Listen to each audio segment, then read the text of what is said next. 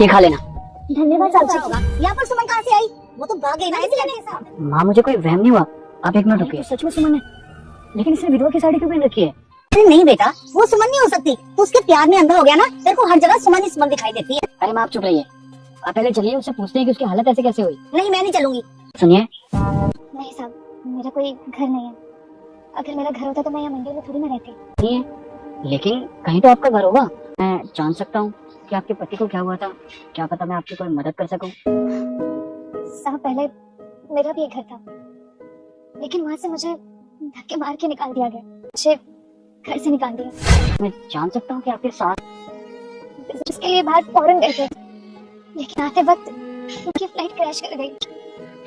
जैसे ये बात मेरे सास और मेरे देवर को पता, मुझे ताने देने शुरू कर दिए। मैं ही मनहूस हूँ, आ गई। तब से ही अब बाहर भटक रही हूँ। मैं अपने घर भी नहीं जा सकती। भाग के जो शादी की थी, और वैसे भी जब पत्नी के ऊपर से पति का साया उठ जाता है ना, तो दुनिया में सब मुंह फेर लेते हैं। से पहले मैं हनुमान हूँ, मुझे इग्नोर मत करना। तुम इस वीडियो को लाइक करके चैनल को सब्सक्राइब करो, तुम्हारा हर काम सफल होगा। और जाते जाते कमेंट में मेरे प्रभु श्री राम का नाम लिख देना। अब तुम्हें और परेशान होने की जरूरत नहीं है, क्योंकि तुम्हारा पति जिंदा है। जिंदा है? हाँ मैं जिंदा हूँ। चली गई थे आप।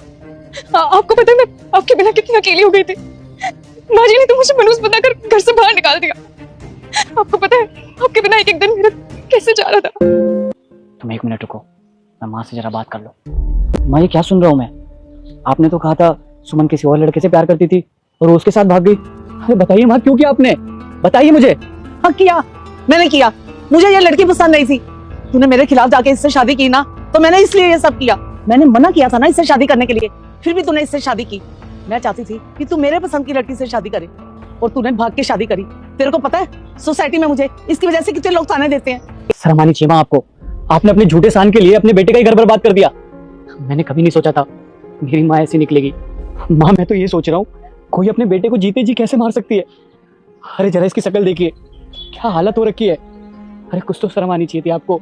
मैं बाहर गया था, आपने इसके साथ कितना जुल्म किया। और चाहती तो किसी से भी शादी कर सकती थी, लेकिन इसने किसी से शादी नहीं की। पता है क्यों? क्योंकि मुझसे प्यार करती थी। लेकिन आप ये कभी नहीं समझोगी। देख बेटा, मैं इसके साथ नहीं रहना चाहती थी, इसलिए मैंने ये सब किया, और मैंने अपने बेटे की भलाई सोची। इसमें गलत क्या किया मैंने? ठीक है माँ, अगर आप सुमन के साथ नहीं रहना चाहती तो मैं भी आपके साथ नहीं रहना चाहता। आप रहिए अपने छोटे बेटे के साथ, और उसकी शादी अपने स्टेटस के हिसाब से कराना। मैं जा रहा हूँ सुमन के साथ। बेटा बेटा